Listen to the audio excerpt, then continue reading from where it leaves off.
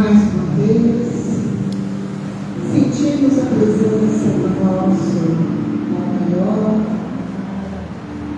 nos envolvendo com as melhores energias, os amigos espirituais, circulando,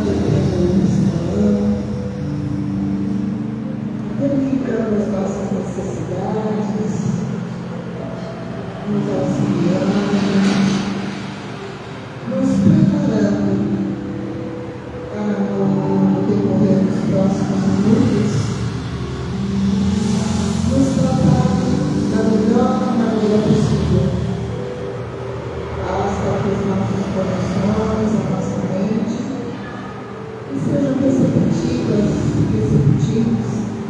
àquela essa luz, àquele seu Pai. Nesse ambiente de paz, de tranquilidade, vamos iniciando esses trabalhos da noite, com disposição, pedindo que a prece inicial seja feita pela Fátima. Vamos assim, continuando neste tempo de paz, de harmonia, deixando todas as nossas preocupações bem distante dos nossos pensamentos. Vamos elevando o nosso coração ao alto, sentindo a presença do nosso Pai Maior, nosso Mestre Jesus, desses amorosos irmãos espirituais ao nosso lado, que tanto nos harmoniza, nos ampara. Vamos dando gratidão ao nosso Pai por tudo na nossa vida, pela nossa saúde, por tudo que está no nosso caminho. Vamos sempre dando gratidão. E muita gratidão por estarmos hoje nesta casa, que tanto nos acolhe. Vamos então agradecendo também por esta oportunidade bendita e pedindo a espiritualidade que envolva o nosso irmão palestrante com as melhores energias, para que ele possa assim passar todos os ensinamentos os quais ele preparou com muito amor e carinho a cada um de nós, que possamos também assimilarmos estes ensinamentos, colocando-os em prática na nossa vida, no nosso dia a dia, em benefício ao nosso próximo e a nós mesmos. Gratidão, meu Pai, Senhor Jesus, equipe espiritual, por mais este momento glorioso na nossa vida, e pedimos que permaneceis sempre junto a nós, não só neste momento, mas em todos os momentos da nossa vida. Que assim seja, graças a Deus.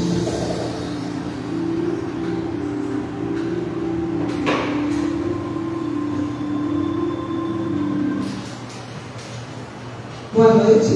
Boa noite. Todos bem? Sim. Cada vez melhor. Vamos sair aqui melhor saindo, né? Bom, basicamente o ano está começando, né, gente? Muitas pessoas dizem que o ano só começa depois do carnaval, agora acabou. O carnaval já passou, o ano novo está começando efetivamente, e vamos colocar em prática todas as boas ideias, todos os pensamentos positivos que tivemos, né? Que criamos na nossa mente, no nosso coração, no decorrer de 2026. Esse encontro de todas as terças, quintas e domingos, eles são muito importantes, porque nós temos a oportunidade de aprendermos um pouquinho mais sobre a doutrina espírita, esclarecer algumas dúvidas que nós temos, baseado no que a gente ouve aqui nas exposições. Então é importante que a gente fique bem atento a esses ensinamentos que vão construir coisas muito sólidas na nossa mente e no nosso coração. Para que isso fique assim mais fácil de entendimento, nós preparamos aqui o ambiente para que a espiritualidade possa trabalhar nas nossas mentes para que a gente se esclareça mesmo. E esse preparo é o Evangelho.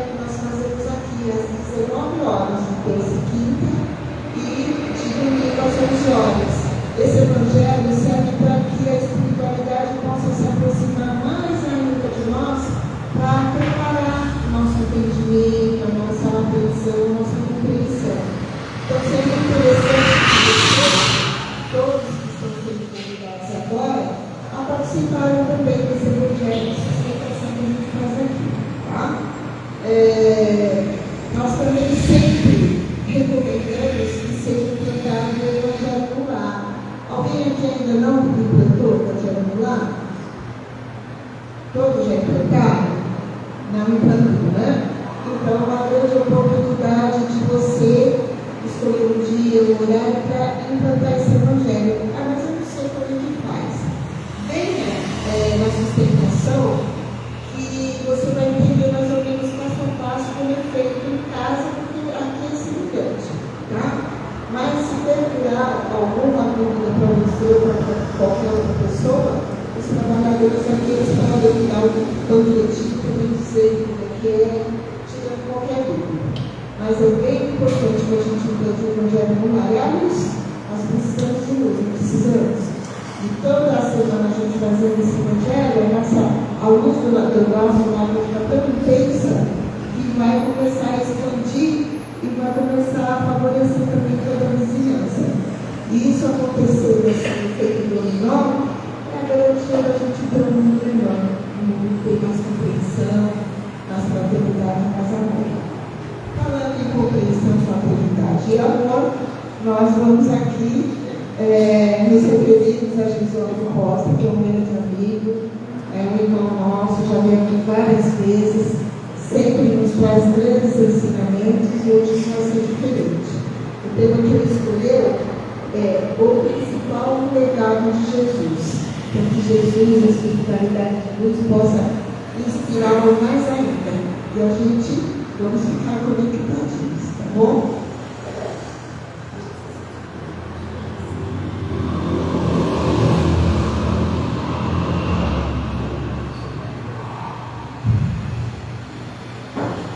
Senhoras, senhores, queridos irmãos em espírito, que as bênçãos de Deus, nosso Pai, em forma de luz, seja a luz do nosso dia a dia. E que o nosso Mestre Jesus, o benfeitor incomparável de nossas vidas e amigo incondicional de todas as horas, nos envolva com a sua infinita e misericordiosa paz. No Espírito, que se identificou com o nome de Irmão Bernardes, passou pelas mãos mediúnicas do médium e escritor Álvaro Basílio a seguinte situação, que eu narrarei a meu modo.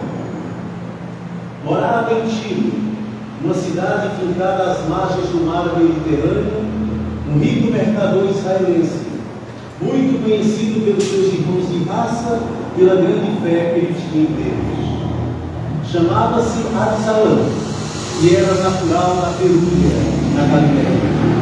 E embora Absalão professasse a fé mosaica, ele foi um dos primeiros homens da sua época a acreditar que Jesus era o Messias, a acreditar que Jesus era o enviado de Deus, apesar de seguir os ensinamentos de Moisés. E o sonho de Absalão era poder se encontrar com Jesus pelos lugares por onde ele andava a vender suas mercadorias. Mas ele não queria parar suas atividades no intuito de buscar um mestre. Não, dava prejuízo. Ele preferia se encontrar com Jesus casualmente por onde ele andava a vender suas mercadorias. Mas não estava dando sorte, porquanto, quando ele estava em determinada Jesus estava em outra. Quando para lá ele se dirigia, não estava tendo sorte. Um dia, voltando de uma de suas viagens, Absalão foi acometido por uma virose, algo muito comum naquela época e que até matava, que o prostrou enfermo em um leito de dor. E ele então passou a se lamentar: se eu não encontrava Jesus quando eu andava por essas quadras israelenses, imagine agora preso em um leito de dor com essa enfermidade. Absalão era um homem de muita fé. Ele tinha uma fé em Deus inabalável. E todas as noites ele dobrava os joelhos aos pés da cama e dirigia suas orações a Deus antes de deitar-se. Naquela noite memorável, mais uma vez ele lança suas orações a Deus, se deita, e ele sofre um fenômeno que nós chamamos de bicorporeidade ou deslumbramento. Ele se sente fora do corpo físico, vê o seu corpo do catre e sente-se estranho. De repente ele está à beira de um grande monte, onde mais ou menos 4.000 pessoas se acotovelam, se empurram para chegar próximo a Jesus, que fala sobre Deus no topo do monte.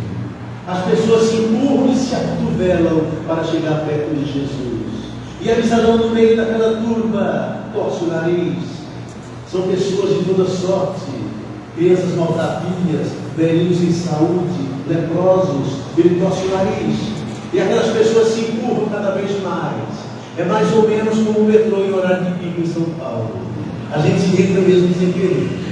E de repente Absalão se encontra frente a frente com Jesus. Ele está tão próximo que se erguer a mão poderá até tocá-lo, mas ele não ousa. Aproveita a oportunidade e pede que Jesus o cure. Jesus lhe diz a Absalão: se me encontrares pelos lugares por onde eu ando, eu te curarei. Mas como, mestre, eu me encontro acamado? Jesus: se não me encontrares, eu irei à tua procura te curar.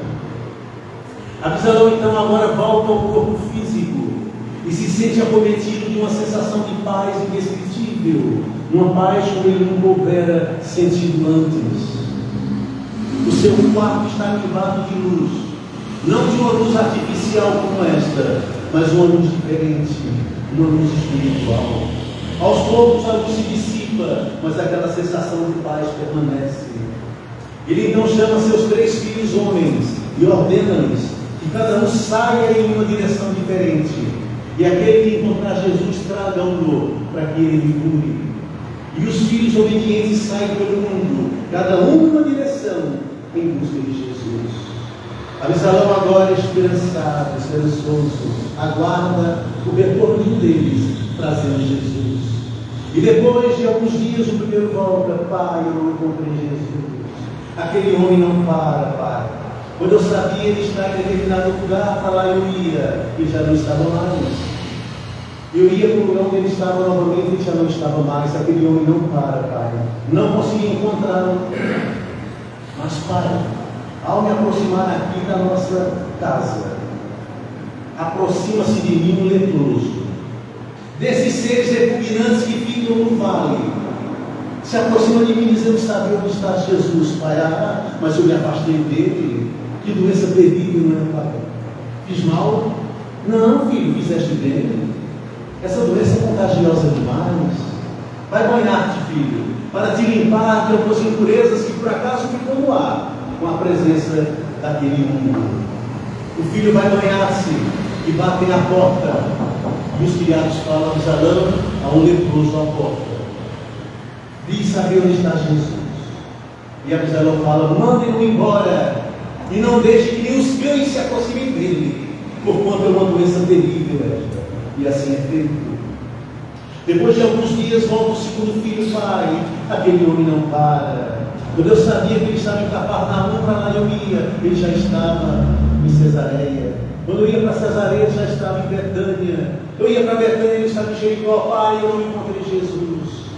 Mas, pai, ao me aproximar aqui da nossa herdade, aproxima-se de mim um menino maltrapilho, desses salteadores de beira de estrada, pai, que vive a assaltar os transeuntes. Se aproxima de mim, pai, dizendo saber onde está Jesus. Ah, mas eu me afastei. De certo ele queria roubar-me, porque é o que faz. Não é mesmo, pai? É verdade, filho. Um menino dessa natureza, maltrapilho, sujo e ladrão, não pode saber onde está Jesus. Só me resta agora a esperança em Davi, meu primogênito. A esperança de que ele traga Jesus, uma vez que vocês não trouxeram.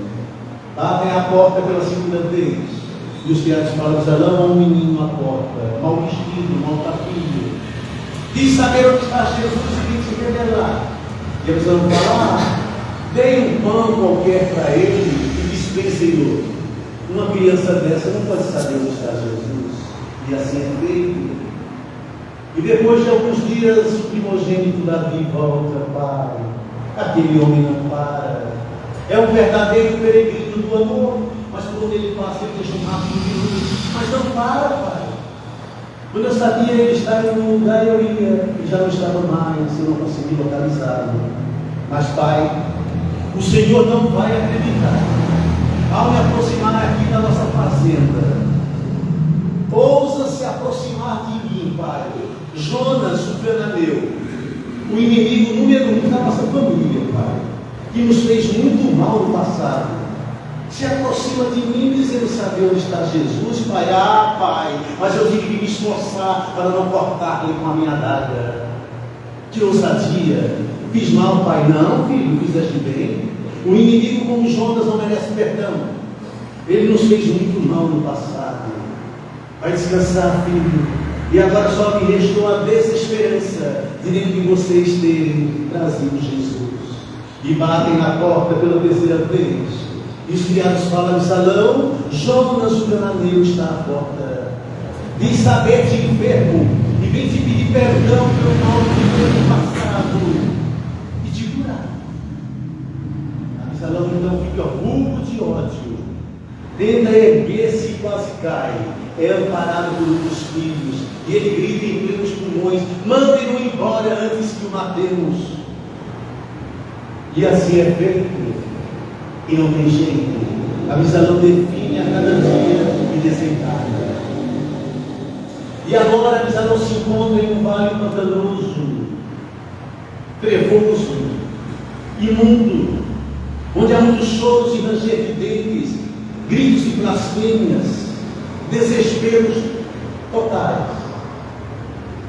É mais ou menos aquela região para que assistir nosso lar, onde André Luiz ficou.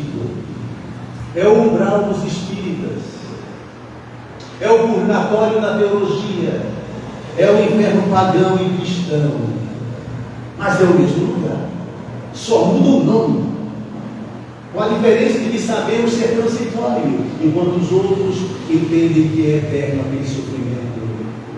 E Absalão agora se encontra ali e lamenta-se que Jesus não cumprira a palavra. Quando uma estrela longínqua começa a se aproximar daquele lugar fétido, iluminando aquela região, ninguém consegue olhar para aquela luz. Todos os habitantes daquele lugar de sofrimento baixam a vista. E Absalão escuta uma voz que lhe pergunta: o que queres, Absalão? E ele pergunta: quem é? Eu sou Jesus, o que queres? Ah, mestre, eu fui um dos primeiros homens a acreditar em ti, a ter certeza que tu eras o Messias, o enviado de Deus.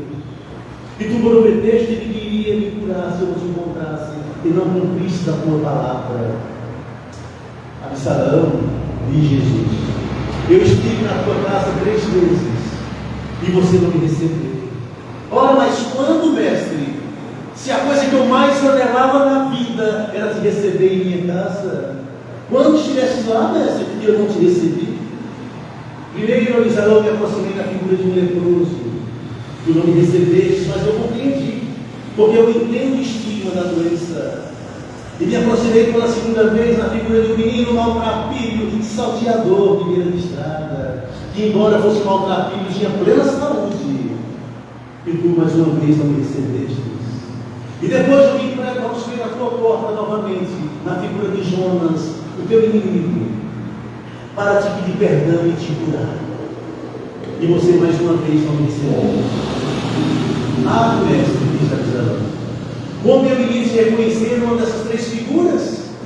Um leproso, um menino maltrapilho e mal vestido, o meu pior inimigo, mestre, como que eu iria te reconhecer em deles? E Jesus diz: se tu tiveste desobedecido o meu principal mandamento, tu terias me reconhecido em um deles. E qual é, mestre, o teu principal mandamento?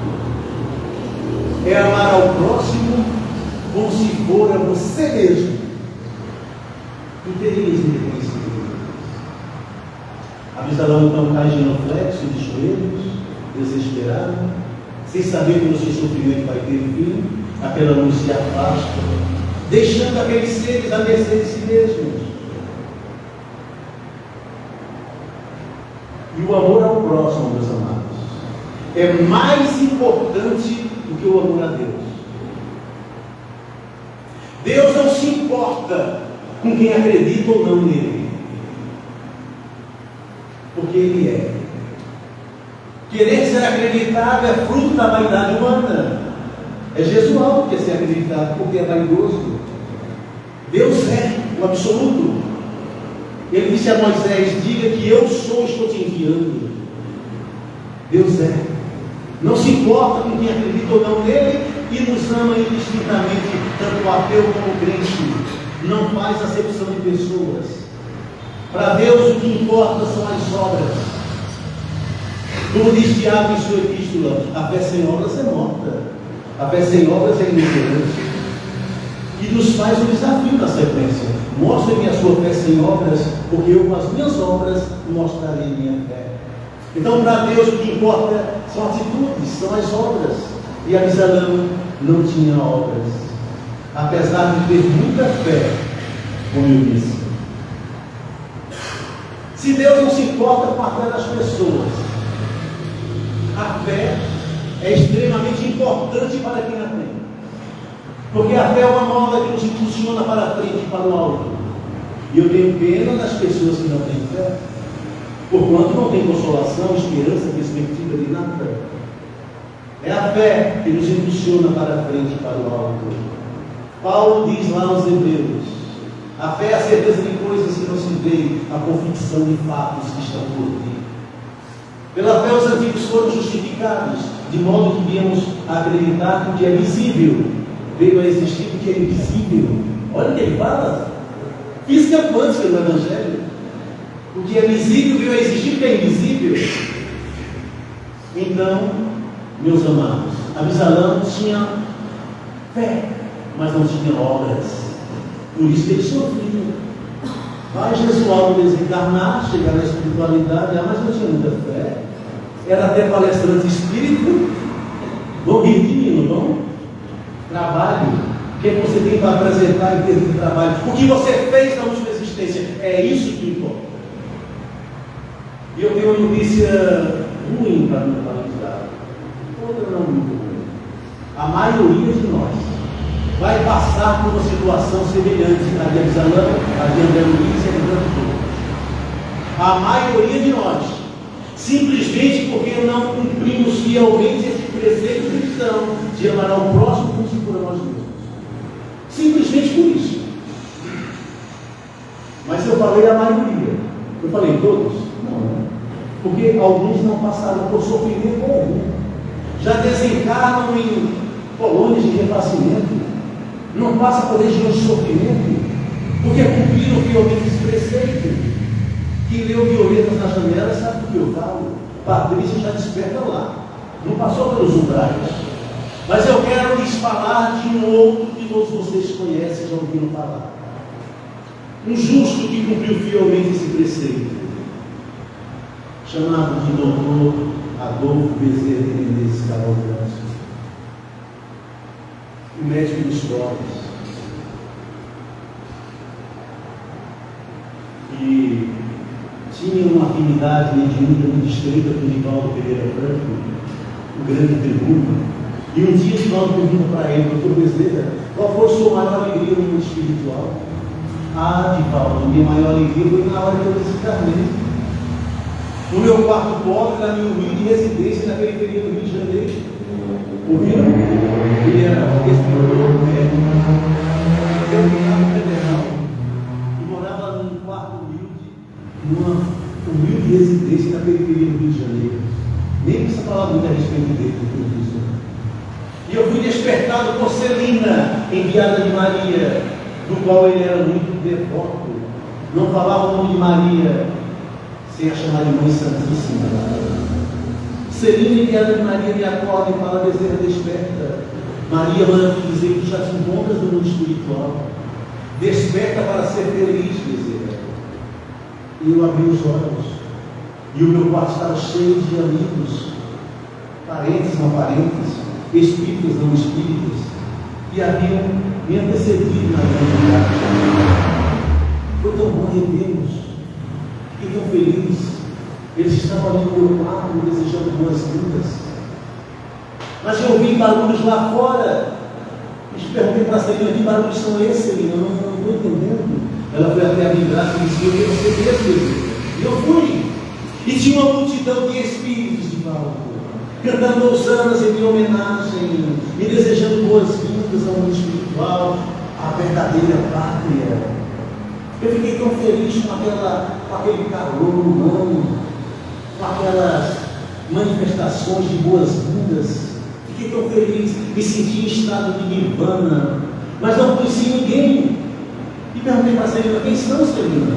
Não estou reconhecendo ninguém lá fora.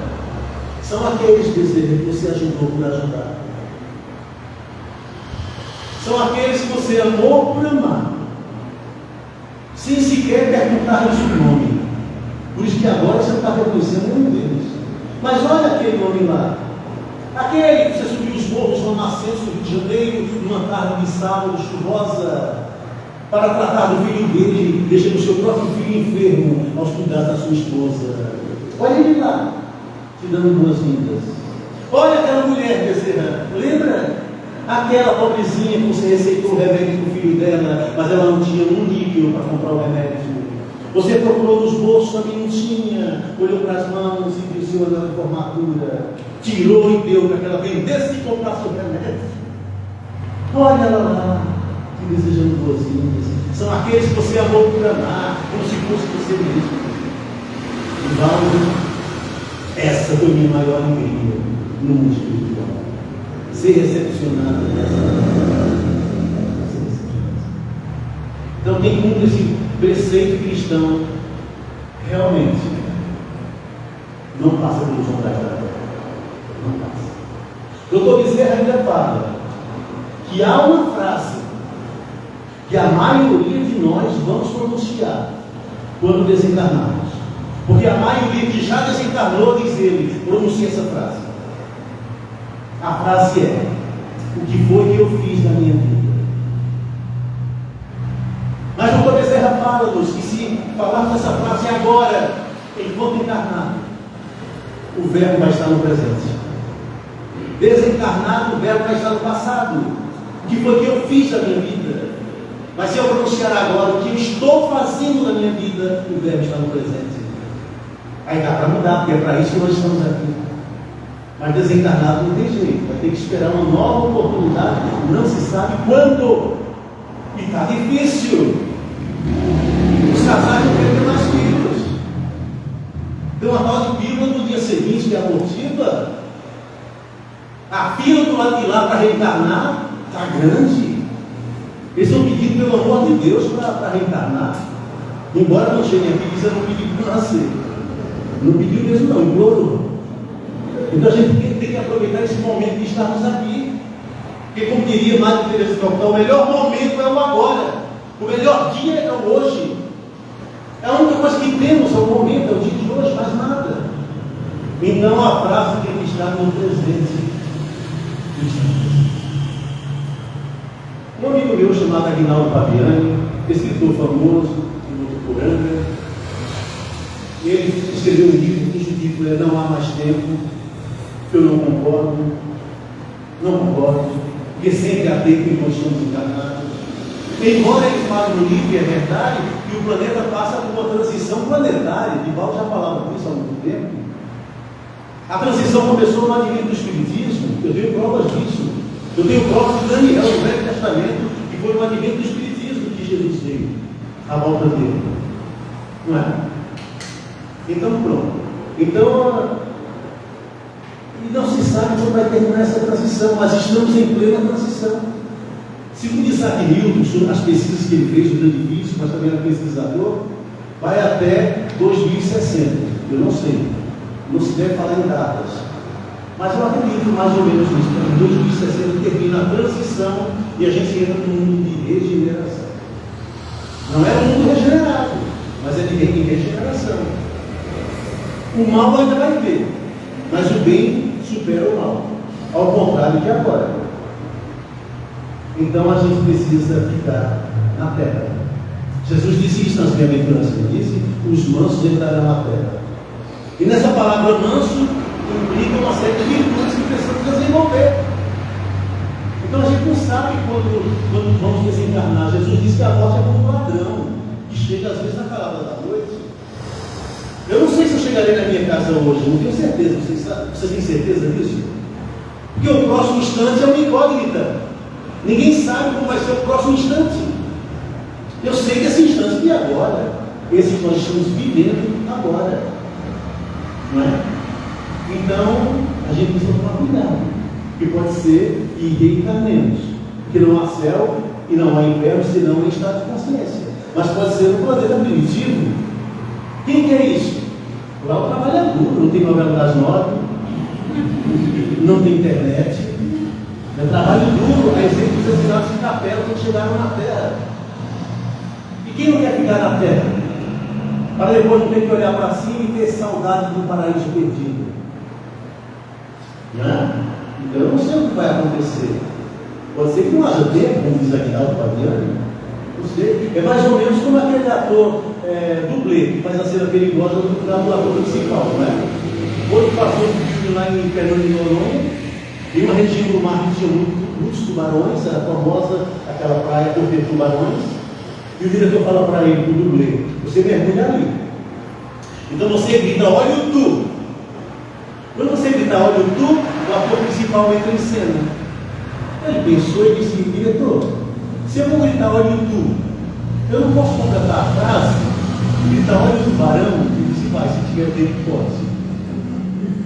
Então pode ser que não tenhamos tempo.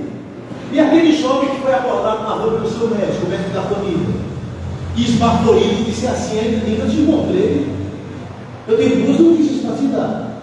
Ligue seus exames. E tenho duas notícias para te dar. Uma é ruim e a outra é pior ainda. Nossa, uma é ruim e a outra é pior ainda. Não está ruim primeiro. A ruim é que, de acordo com seus exames, você só tem 24 horas de vida. Nossa, doutor, então é uma coisa pior do que isso. É que eu estou te procurando desde ontem para ficar comigo. Então não há nada pior que não possa piorar. Mas vamos ter outro lado. Não há nada tão bom que não possa melhorar. E isso está nas nossas mãos. Tem religiões aí fora que eu respeito, mas que estão esperando a volta de Jesus fisicamente. Então, você não vê isso na televisão direto? E eles falam que Jesus voltará no corpo físico, aquele corpo que foi destruído no Calvário. Aquele corpo que Jesus disse que a carne para nada serve. Aquele corpo judiado, torturado, por vício de crueldade. Eles falam que Jesus voltará no mesmo corpo. Agora é engraçado que eles falam que todos os olhos o verão. Como assim se a Terra é redonda? Se Jesus aparecer no Japão, como é que a gente vai ver? Se Jesus aparecer aqui, como é que os nossos irmãos japoneses vão ver? Mas eles falam que todos os olhos o verão. Só os exegetas, aqueles que interpretam as literaturas, esqueceram de ver uma coisa. Jesus já voltou. Na transição, no início. De acordo com a profecia de Daniel 8, Jesus já voltou, a expurgação já chegou, a separação do joio e do trigo já começou. Doutor Bezerra fala-nos que já tem muitos espíritos encarnando, ficando na região lunar, próximo à Lua, aguardando o momento de reencarnar no planeta primitivo. Não vão mais reencarnar na Terra, porque só os mansos herdarão a Terra.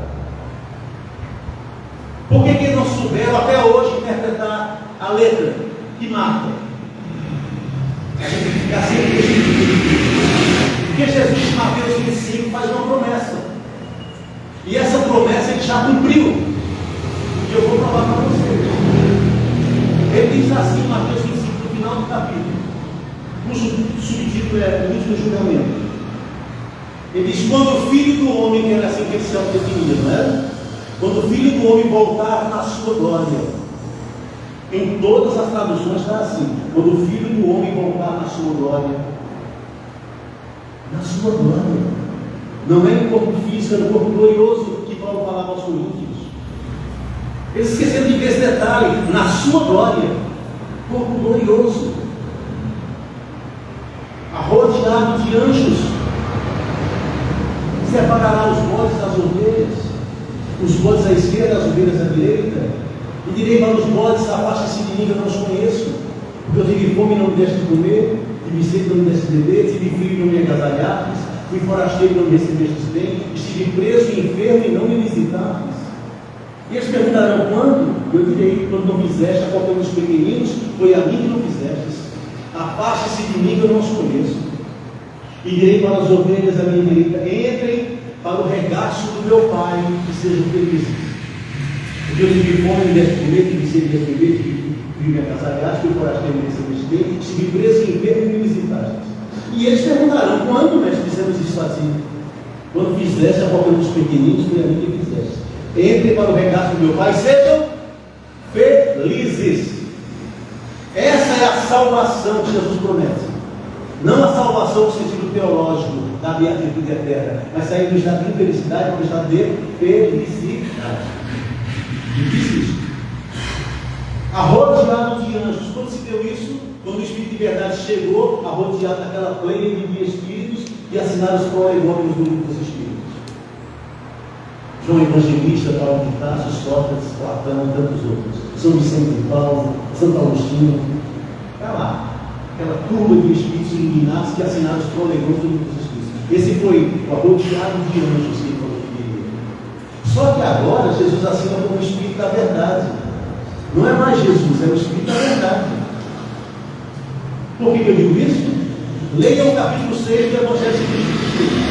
Há 4 comunicações ali do Espírito da verdade. E veja se não é Jesus. Veja se não é Jesus. Que agora assina como o Espírito da verdade. Que chefia essa plena de espíritos que veio com ele. Tem uma comunicação lá, uma das 4, que ele diz assim: ele diz: bem como outrora, entre as ovelhas desgarradas de Israel, trazer a luz e dissipar as trevas. Ora, quem veio outrora entre as ovelhas desgarradas de Israel, trazer a luz e dissipar as trevas? Não foi Jesus? Pois ele fala que veio como outrora.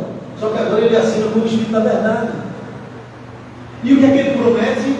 Felicidade. Entre para o regaço do meu Pai. Sabe o que é regaço? É colo, é conforto. Entre para o regaço do meu Pai e sejam felizes. Aquelas pessoas que praticaram a caridade. Deve comer quem tem fome, alguém tem sede, vestir quem tem frio. Trataram os forasteiros, visitaram os enfermos e os presos. Caridade. Por isso que a bandeira do Espiritismo é: fora da caridade não há salvação. Eu diria: fora da caridade não há felicidade. Como Jesus mesmo disse. Como? A bandeira do Espiritismo é caridade. E Jesus é um modelo, na questão 625, guia da humanidade. Kardec pergunta: qual é o sentido da palavra caridade? Como entendia Jesus? Porque eu entendo às vezes que caridade é fazer donativos, não é isso? Donativos, da esmola. Isso é uma pequena parte da caridade, isso não é quase nada. Mas nada se entende. Está tudo certo. Mas qual é o sentido da palavra caridade como entendia Jesus, já que ele é um modelo? Pergunta 886 do Livro dos Espíritos. E a resposta: benevolência para com todos, indulgência com as imperfeições alheias e perdão das ofensas. Só isso. Benevolência, indulgência e perdão. Mas será que eu sou bom mesmo? Será que eu sou benevolente? Ou eu só dou o que sobra? Quais são os donativos que eu faço para a casa espírita? As roupas que eu dou são sujas ou eu lavo e passo bonitinho para entregar bonitinho? Como é que eu faço a caridade? Eu penso que é caridade. Uma vez um sábio perguntou para uma entrevistada na televisão que já desencarnou. Quer ver que o nome dela, ela já desencarnou. Você é uma pessoa boa? Ela disse: sou. Eu disse: por que você acha que é boa? Porque eu trato bem os funcionários, falo bem as instituições. Aí ele olhou para ela assim e disse: você já deu alguma coisa que te diz assim, falta? Ela pensou um pouco e disse: não. Então você verdadeiramente não é uma pessoa boa. Você só dá o que sobra. Lembra-se do óbolo da viúva, que colocou no gasofilaço lá 2 moedinhas insignificantes, enquanto os outros colocavam dinheiro? Jesus disse para os apóstolos: aquela mulher verdadeiramente não mais. Mas como é só 2 moedinhas, ela deu tudo o que tinha, vai fazer falta. Então a gente precisa rever nossos conceitos com relação a isso. Aquele homem foi preso e o delegado fala para ele na delegacia: você é ingrato, moral nenhuma, sabe? Você é um ingrato. Aquele homem te deu um pão, e você jogou uma pedra na vidraça da casa dele. Ele disse: não foi pedra, não, foi o pão que ele me deu. Imagina que pão era esse, né? E a gente se julga bom, que faz determinadas coisas assim. É benevolência para com todos, e nisso os donadores fazem parte. Indulgência com as ofensas com os erros dos outros, que eu vi os meus acontecerem. Indulgência com as imperfeições alheias. Compreensão, porque eu tenho as minhas imperfeições para vencer. Se eu olhar os defeitos que vocês têm, eu não vou gostar de vocês, não. Se vocês olharem os meus defeitos, vocês não vão gostar de mim, vão me odiar. Porque ninguém gosta do que não é bom. Então o segredo é que olhemos as virtudes que todo mundo tem um pouco e olhemos para nós mesmos os defeitos do que combatemos. Isso é indulgência. Mas é mais fácil ver o defeito todo. Parece que eu sou o centro do universo, um modelo de perfeição, e o inferno é os outros. Como aquele homem que liga para o médico e fala: doutor, eu quero uma consulta para minha esposa, marcar uma consulta. Aí o médico pergunta: o que é que ela tem? Ele fala: ela está surda, não escuta. Tá bom, vamos marcar, o médico diz. Só que eu quero que você faça um teste com ela, para ver a que distância ela está ouvindo. E como é que eu faço isso, doutor? Fala na retaguarda se ela está te vendo. Se ela não te ouvir, você vai se aproximando e falando até ela te ouvir. Quando ela te ouvir, você mede mais ou menos a distância para me falar no dia da consulta, para que eu faça o diagnóstico melhor. Combinado? Combinado. Marca uma consulta e vai para casa. Quando eu cheguei em casa, na hora que eu cozinhei aqueles filhos, a mulher está fazendo a janta. Não viu que ele entrou na cozinha. Aí ele aproveita para fazer o teste. E pergunta: amor, o que temos para a janta? Silêncio. Ele dá dois passos na direção dela e repete pela segunda vez: amor, o que temos para a janta? Silêncio. Ele dá mais dois passos e pergunta pela terceira vez: amor, o que temos para a janta? Silêncio.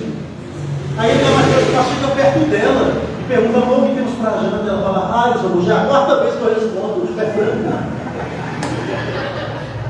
Quem estava precisando de médico? Mas é mais fácil do que o A psicologia moderna chama isso de projeção. Eu projeto para o outro o que eu tenho. Não suporto em mim, não comporto com aquele em mim que projeto para o outro. O meu dever é colocar debaixo do tapete de um. Então a gente precisa rever nossos conceitos. É benevolência, indulgência e perdão. Perdão. Ah, mas eu não perdoo, não. Como se isso fosse ruim para ele. Não, é ruim para você. O teu perdão não exima o outro da culpa. O outro ainda vai responder perante as leis do mal que ele fez. O teu perdão só te liberta. Por isso Jesus foi um terapeuta por excelência. Eu até escrevi uma poesia onde Pedro pergunta para ele. Pergunta Pedro a Jesus dúvidas do seu coração: se contra a minha pessoa errar constante com o irmão, quantas vezes, meu Senhor, eu devo usar o perdão? Se alguém me magoar e maltratar no dia a dia, como devo proceder diante da covardia? Perdoar-me 7 vezes com amor e empatia? Com muito amor no olhar, Jesus responde e repete que o perdão puro e sincero, muita luz ele reflete. Portanto, perdoe não 7, mas 70 vezes 7. O perdão é terapêutico. O perdão liberta somente quem perdoa. E aquele pastor na igreja lotada pergunta: quem aqui é capaz de perdoar o inimigo? Todos levantam a mão, mesmo o senhor dos 90 anos lá atrás. Todos baixam as mãos e perguntam: o senhor aí atrás não é capaz de perdoar seu inimigo? E ele se levantou lá e disse: eu não tenho inimigos. O pastor disse: então vem até aqui à frente, fala para essa assembleia, para mim também. Como é que se chega de 90 anos sem ter inimigos? Venha, fale para que aprendamos com o Senhor. E ele vai. E pega o microfone e fala: eu não tenho inimigos, porque graças a Deus já morreram todos. Então não adianta, tem que perdoar de verdade. E perdoar não é esquecer, não. Você não é obrigado a perdoar e conviver com a pessoa, não, também não. Você perdoa, você se liberta, mesmo querendo mais conviver com ela, sem problema. Esquecer é amnésia. Perdoar é você lembrar do que aconteceu e aquilo não te machucar mais, pronto.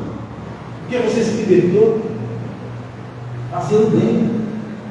Aristóteles, que é um dos espíritos da falange, no estudo da verdade, que é assim, foi o discípulo de Platão, ele dizia na época dele, na antiga Grécia, que a felicidade consiste em fazer o bem.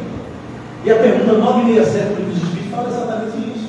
A resposta é longa, Mas entre as coisas, né, em que consiste a felicidade dos bons espíritos? É conhecer Deus, é ver Deus face a face, é viver em harmonia, é várias coisas.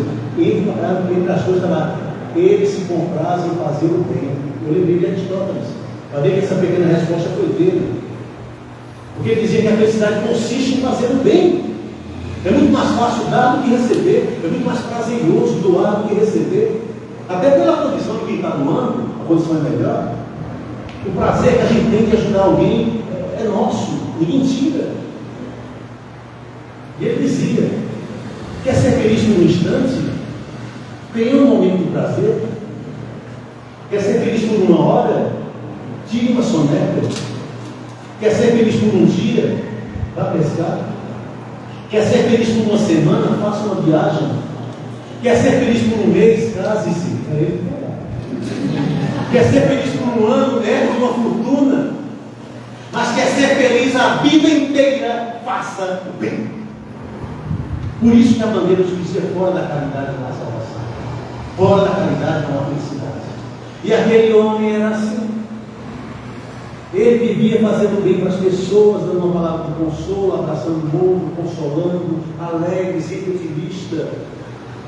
Qual era a religião dele? Não importa. Religiões são caminhos. Ele era assim, não importa a religião dele. Ele era tão bom que as pessoas diziam: esse homem é um santo, não é assim que se fala das pessoas boas? Quando ele morrer, vai para o céu. E aquele homem morreu. E ele foi para o céu mesmo. Chegou no céu, tinha uma fila imensa e uma anja atendendo o balcão. Parecia a fila do INSS. Ele não ficou ali na fila, conversando com aquele jeitão dele alegre, levando a palavra de Deus de carinho para as pessoas na fila, estava lá. O céu estava dentro dele também. E quando chegou a vez dele ser atendido, a anja perguntou-lhe o nome, ele declinou. Ela procurou a ficha dele, procurou, não achou, chamou São Pedro. São Pedro a ajudou a procurar, não encontrou a ficha do homem. São Pedro olhou para ele e disse: seu lugar não é aqui não. Ele disse: não, onde é? É no inferno. Seu lugar é no inferno. E ele disse: como é que eu faço para chegar lá? São Pedro disse: está vendo aquele elevador ali? Ele aperta a céu e desça. Até o inferno. Aperte até o inferno e desça. Quando chegar lá embaixo da porta se abrir, é nosso lugar. Ele foi. Do mesmo jeito que ele sempre era, assobiando um hino de louvor. Foi. O céu já estava dentro dele. Ele entra no elevador, aperta até o inferno e desce. Quando as portas se abrem lá embaixo, as fibras mais íntimas do seu espírito tremem e vê tanto sofrimento, tantos choros e ranger de dentro. Quando ele vê aquilo, ele arregaça as mangas, sai do elevador e começa a levantar um carinho aqui, a dar um conselho para aquele outro ali, a dar um abraço de consolo para aquele outro, né? A beijar aquele outro. E o diabo olha para ele com um olhar todo. Não está gostando do que está vendo, não. Só demora uma semana. E o diabo pega pela mão, entra com ele no elevador, aperta a tecla céu e sobe com ele. Chega lá e fala: São Pedro, o lugar desse homem não é aqui. São Pedro fala: por quê? Porque ele chegou lá com ninguém não quer nada, abraçando, beijando, dando conselho. Agora está todo mundo fazendo isso lá. Lá não é lugar disso não, o lugar disso é aqui. Por isso que eu falo sempre. E vivamos assim. Que vamos desenganar. Se for escuro que é uma anja desavisada, a gente for mandar para uma região de sofrimento, que o líder daquela região nos pegue pela mão e nos leve para o nosso lugar de merecimento. Eu termino agradecendo a Deus de amor e bondade por estarmos aprendendo a cada oportunidade. Também ao Mestre Jesus por esse encontro que foi todo coberto de luz. E que Deus nos abençoe. E abençoe vocês por isso, por esses momentos bons, que a paz e o amor do Cristo fiquem em nossos corações, para que aqui sejamos nesta vida de labor, e que em nós desenvolvamos a sabedoria e o amor. Que estas duas asas, da sabedoria e do amor, nos façam seres felizes de encontro ao Criador. Obrigado pela atenção, e todos os votos meus é que até o próximo encontro, fiquem todos na paz de Deus.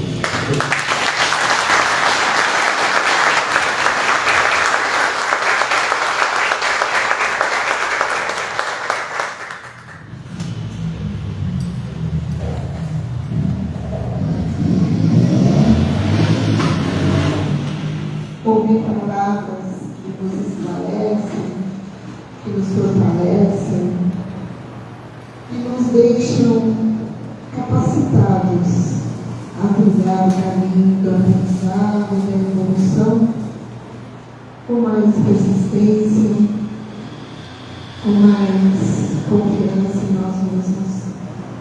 Estamos encarnados neste momento e, como foi dito, esperamos bastante por essa oportunidade. Que não percamos a chance de construir a cada passo que dermos no nosso caminho o amor, a atenção, o auxílio ao próximo, porque aprendemos que é dando que se recebe. Não seja uma moeda de troca, mas é inevitável. Quando fazemos o bem receberemos em abundância. Que possamos levar as lições dessa noite, mas, sobretudo, praticá-las no nosso dia a dia, aonde quer que estejamos. E, com certeza, o nosso caminho será muito mais iluminado. Que possamos agora encerrar esse nosso encontro pedindo que a prece de identificação seja feita pelos Jonas, as vibrações pelo Liga e a prece final pela Maria. E neste momento, Senhor, da vida, somos gratos por essa noite de harmonia e amor.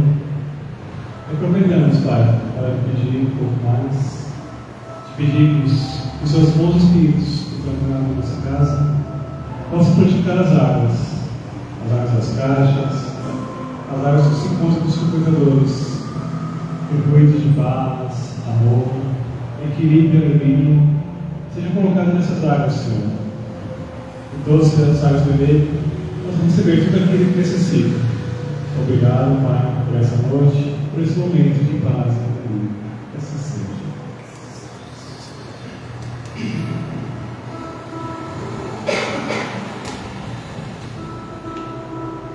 Pai, Mestre Jesus, queridos amigos espirituais que sempre nos acompanham, que nos ampara, mais uma vez agradecemos, Senhor. Agradecemos pela vida, pela oportunidade de estarmos na nossa casa de bênçãos, aprendendo sobre o Evangelho do Mestre Jesus. Nesse momento, vamos unir os nossos pensamentos, Senhor, para que possamos vibrar energias de amor, de paz, de paciência, de resignação, de muito amor e luz. Vamos vibrar nesse momento por todos os nossos irmãos que se encontram enfermos nos hospitais ou nos seus próprios lares, que necessitam ainda de amparo, de proteção, de fé, de coragem. Que essas energias de amor possam envolver-nos, ampará-los, para que cada um possa buscar a sua luz e dessa forma conseguir a cura dos males do corpo físico e espiritual. Rogamos a Ti também, Senhor, pelos nossos irmãos que estão encarcerados, os nossos irmãos por vícios, nossos irmãos que ainda estão na escuridão, que não conheceram a Sua luz, que não conheceram a Ti, Senhor. Que essas energias nos envolvam, para que cada um possa se renovar, se transformar em homens de bem e possa seguir rumo a Ti, Senhor. Rogamos a Ti também por todos os nossos irmãos idosos, pelas crianças e jovens, que são o futuro da humanidade. Que a Sua luz possa protegê-los, Senhor, ampará-los, abençoá-los, para que quando se tornarem adultos, possa seguir o caminho do bem, possa seguir o caminho que leva a Ti, Senhor. Rogamos a Ti, em especial, por todos os governantes, para que tenham discernimento, para que possam agir com amor, com caridade, com fraternidade para com todos, e dessa forma possam acolher, possam amparar, possam proteger todos os nossos irmãos que estão passando por situação de segurança alimentar, de segurança de moradia, de saúde, enfim, todos aqueles que estão sofrendo pela falta de compaixão, pela falta de empatia da humanidade. Que a sua luz possa protegê-los, ampará-los e fortalecê-los na fé.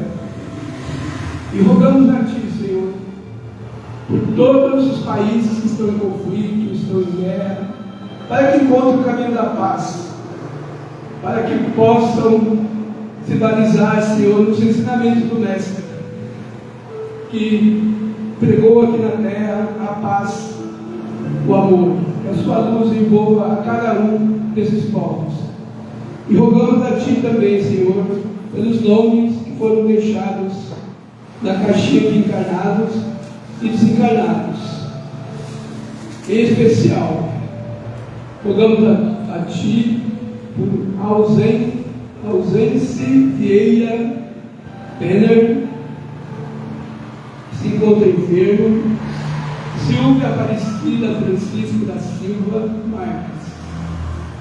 Que esses nossos irmãos possam ser abençoados, amparados pela sua luz, para que encontrem a saúde que estão procurando. Que a sua luz nos envolva também, Mestre, nos ampare e nos fortaleça. Não só por esse momento, não só por hoje, mas por toda a nossa existência espiritual. Que assim seja, graças a Deus.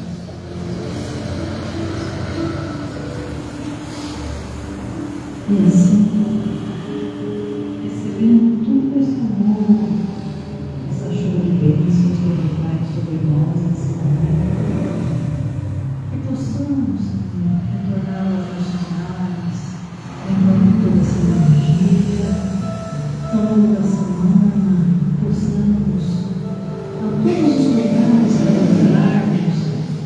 que levarmos a todos os nossos irmãos essa energia de paz, de amor, porque a espiritualidade nos conduz ao nosso lar com muita proteção, que possamos retornar